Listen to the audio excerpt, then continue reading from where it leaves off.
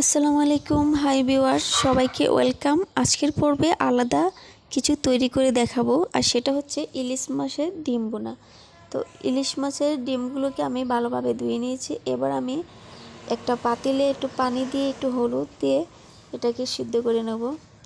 অল্প একটু পানি দিয়ে সিদ্ধ করে নেব। সিদ্ধ করে নেওয়ার পর এবার আমি এগুলোকে একটু পিস করে নিচ্ছি।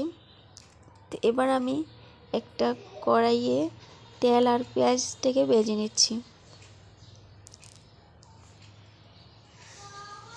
যখন পেঁয়াজটা এরকম হয়ে আসবে তখন আমি দিয়ে দেব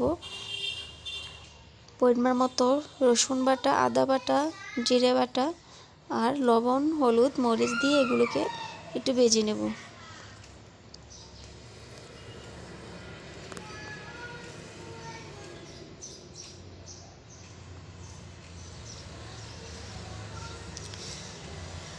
তো মশলার সাথে ভাজা হয়ে আসলে এবার আমি একটু পানি দিয়ে আবারও কষিয়ে নিচ্ছি।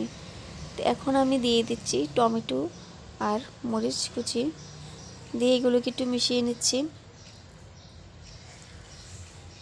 এগুলো মেশানোর পর এখন আমি যে ডিমগুলোকে রেখেছিলাম পিস করে ওগুলো দিয়ে দিচ্ছি।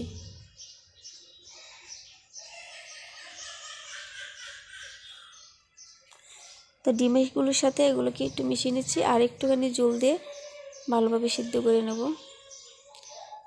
তো এভাবে যখন শুকনো শুকনো হয়ে আসবে ওই মুহূর্তে আমি ধনেপাতা কুচি দিয়ে উঠিয়ে নেব। তো এই ডিম বোনাটা কিন্তু খুবই মজা, আর ইলিশ মাছের ডিম তো একটু বেশি মজা হয়। আপনারা এটা বাসায় ট্রাই করে দেখবেন কতটা মজা হয়। তো আজকের রেসিপি এই পর্যন্তই। এরকম শুকনো শুকনো ডিম বোনা খেতে কিন্তু খুবই মজা হয়।